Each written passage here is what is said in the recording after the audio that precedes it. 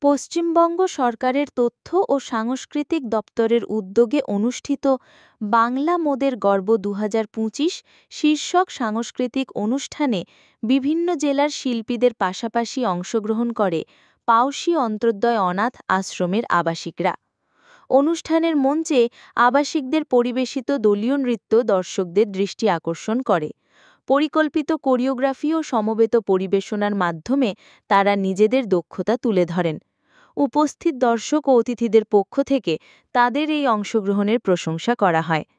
অনুষ্ঠানে আয়োজকদের মতে এই ধরনের সাংস্কৃতিক আসরে সমাজের বিভিন্ন স্তরের মানুষকে যুক্ত করা আমাদের উদ্দেশ্য। অনাথ আশ্রমের শিশুদের অংশগ্রহণ আমাদের উদ্যোগকে সমৃদ্ধ করেছে। উল্লেখ্য, প্রতিবছর রাজ্য সরকারের পক্ষ থেকে এই অনুষ্ঠানের আয়োজন করা হয়। এ বছরের আয়োজনে নৃত্য, সঙ্গীত ও নাটকের পাশাপাশি বিভিন্ন সাংস্কৃতিক ধারার উপস্থাপনাও ছিল। পূর্ব মেদিনীপুর থেকে অংশুমান পণ্ডার প্রতিবেদন। এই বাংলা